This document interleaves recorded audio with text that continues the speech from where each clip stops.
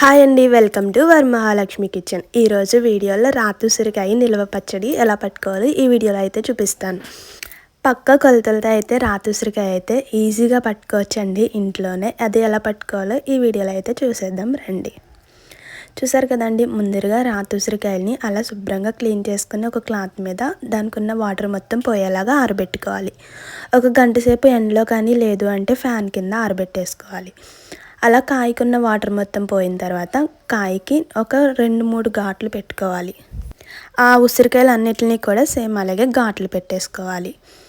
చూసారు కదండి, ఈ రాతి ఉసిరికాయలకి మళ్ళీ ఆదివారం తినకూడదండి. అలాగే రాత్రి మాటలు కూడా ఈ రాతి ఉసిరికాయ పచ్చడి అన్నది తినకూడదు. ఇదొకటి గుర్తుపెట్టుకోండి. మీకు తెలిస్తే ఏమన్నా కామెంట్ చేయండి. చూసారు కదండి, అక్కడున్న కాయలకి అన్నిటికి కూడా అలా ఘాట్లు పెట్టేసుకున్నాం. ఇప్పుడు ఆ కాయలు అయితే ఎన్ని ఉన్నాయో కొలుచుకోవాలి. మాకైతే 3.5 అలా ఉన్నాయండి. కరెక్ట్గా 3 ఉన్నాయి, ఇంకా కొన్ని ఉన్నాయి. 3.5 వచ్చినాయి మాకైతే. కేజీస్ లెక్క అయితే అవి కాయలు మొత్తం కూడా 2 కేజీస్ అండి. ఇప్పుడు చింతపండుని అయితే నానబెట్టుకోవాలి. 2 కేజీస్కి మనకి 250 గ్రామ్స్ చింతపండు అయితే అలా హాట్ వాటర్ పోసుకొని నానబెట్టుకొని పక్కన ఉంచుకోవాలి. ఇప్పుడు మళ్ళీ స్టవ్ ఆన్ చేసుకుని ఒక కడాయి పెట్టుకొని అందులోకి వేరుశనగ నూనె కానీ గానుగ నూనె కానీ పోసుకోవాలండి. మనకి 2 కేజీస్కి 1 కేజీ వరకు నూనె పడుతుంది.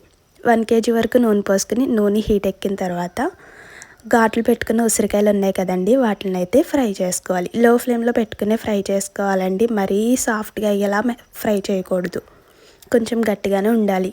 మరీ సాఫ్ట్గా అయిపోతే కనుక ఎక్కువ రోజులు నిల్వ ఉండదు. అలా మనం తీసుకున్న ఉసిరికాయలు అన్నిటిని కూడా ఫ్రై చేసుకోవాలి. నూనెలో బాగా వేయించుకోవాలండి. వేరుశనగ నూనె మంచిదైతే అలా కొంచెం మనకి పొంగిలా వస్తుంది.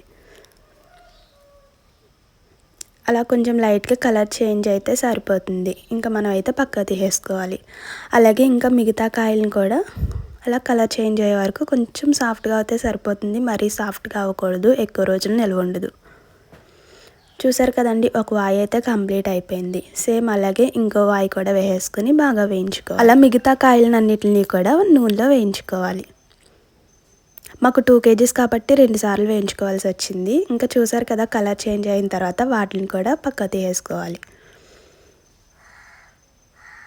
ఇప్పుడు స్టవ్ ఆన్ చేసుకుని ఒక కడాయి పెట్టుకొని అందులోకి ఆవాలండి 1 కప్ వరకు ఆవాలు తీసుకోవాలి. లో ఫ్లేమ్లో ఉంచుకొని ఆవాల్ని బాగా దోరగా వేయించుకోవాలి. కొంచెం చిటపటలాడుతుందండి, అప్పుడు మనం మిక్సీ జార్లోకి ట్రాన్స్ఫర్ చేసుకోవచ్చు. ఇప్పుడు అదే గిన్నెలోకి 1/2 కప్ వరకు మెంతులు తీసుకోవాలి. మనం 1 కప్పు ఆవాలు తీసుకుంటే అందులో సగం మెంతులు తీసుకొని బాగా ఫ్రై చేసుకోవాలి. కలర్ చేంజ్ అవుతుందండి, మనకి బాగా స్మెల్ వస్తుంది, అప్పుడు ట్రాన్స్ఫర్ చేసుకోవచ్చు.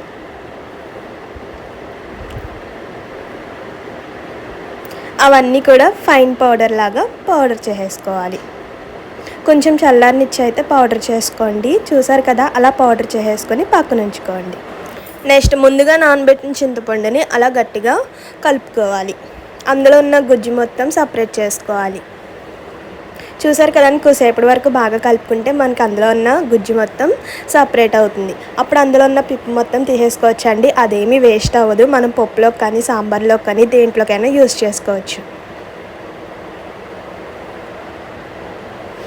అలా అదే విధంగా మొత్తం గుజ్జు మొత్తం సపరేట్ చేసుకోవాలి.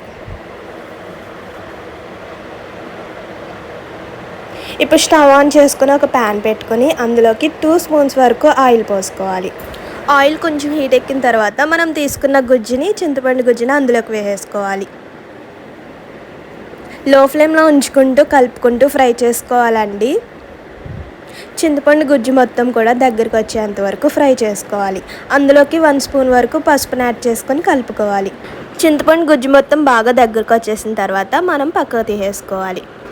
ఇప్పుడు పచ్చడి కలుపుకోవడానికి అయితే రెడీ చేసుకోవాలండి. ఒక పళ్ళెం తీసుకొని అందులోకి 4 వంతుల కాయలకి 1 వంతు కారం పోసుకోవాలండి. మాకు 3.5 వచ్చింది కాబట్టి కొంచెం తగ్గించి కారం అయితే వేసుకున్నాం. 4 వంతులకి 1 వంతు కారం వేసుకోవాలి. అలాగే సాల్ట్ కూడా, కారం ఎంతైతే వేసుకుంటున్నామో అందులో సగం సాల్ట్. సేమ్ అలానే ఆవు పొడి, మెంతి పొడిని కూడా వేసేసుకొని బాగా 3 మిక్స్ అయ్యేలాగా కలుపుకోవాలి. ఒకసారి ఎక్కడ గెడ్డలు లేకుండా సాఫ్ట్గా వచ్చేలాగా ఒకసారి హ్యాండ్తో బాగా కలుపుకోవాలి. అందులోకి చింతపండు గుజ్జును కూడా యాడ్ చేసుకోవాలి. ఆ చింతపండు గుజ్జును కూడా ఉప్పు, కారం అలాగే ఆవు పొడి, మెంతి పొడితో కలిసేలాగా మొత్తం ఒకసారి బాగా కలుపుకోవాలి. చూసారు కదండి, అలా కలుపుకున్న తర్వాత వేయించుకున్న ఉసిరికాయలని అందుట్లో వేసేసుకోవాలి. ఉసిరికాయకి ఉప్పు, కారం పట్టేలాగా ఒక 10 మినిట్స్ పాటు బాగా కలుపుకోవాలి. అందులోకి మనం ఉసిరికాయలు వేయించి పెట్టుకున్న ఆయిల్ ఉంది కదండి, అది గోరువెచ్చగా అయిన తర్వాత వేసుకోవాలి. మరీ హీట్గా వేయకూడదండి, పచ్చడి నిలవ ఉండదు. గోరువెచ్చగా అయిన తర్వాతే ఆ ఆయిల్ని ఇందులోకి యాడ్ చేసుకోవాలి. మాకు 2 kgsకి 1 kg వరకు ఆయిల్ పట్టిందండి. చూసారు కదా, మొత్తం కాయకి ఉప్పు, కారం, ఆయిల్ మొత్తం పట్టేలాగా ఒక 10 మినిట్స్ పాటు అలా బాగా కలుపుకొని ఒక డబ్బాలోకి ట్రాన్స్ఫర్ చేసుకోవడమే.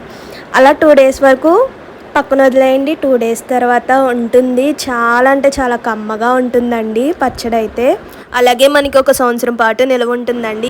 ఈ టిప్స్ని యూజ్ చేస్తూ ఇదే విధంగా చేస్తే కనుక 1 సంవత్సరం పాటు నిల్వ ఉంటుందండి. అలాగే పచ్చడి కూడా చాలా టేస్ట్ ఉంటుంది, చాలా కమ్మగా ఉంటుంది కూడా. మీరు కూడా తప్పకుండా ఈ రాతి ఉసిరికాయ ఎప్పుడైనా పట్టాలి అనుకుంటే ఇదే విధంగా పట్టండి, అస్సలు వదిలిపెట్టరు. అంతే టేస్ట్ ఉంటుంది, అందుకన్నా ఎక్కువ రోజులు నిల్వ ఉంటుంది కూడా. మీరు కూడా తప్పకుండా ఈ రాతి ఉసిరికాయ పచ్చడి పట్టినప్పుడు ఈ కొలతలను యూజ్ చేసుకుంటూ పచ్చడి అయితే పట్టి చూడండి, అస్సలు వదిలిపెట్టరు. అలాగే ఈ వీడియో ఎలా ఉందో కూడా కామెంట్ చేయండి. తప్పకుండా ఈ వీడియో నచ్చితే ఒక లైక్ చేయడం మాత్రం మర్చిపోవద్దు. మీ లైక్ మాకు ఎంతో సపోర్ట్ ఉంటుంది. ఇంకా ఇలాంటి మంచి మంచి రెసిపీస్ కోసం మన ఛానల్ని సబ్స్క్రైబ్ చేసుకోండి. Thank you for watching. Please to like, share and subscribe. Bye bye.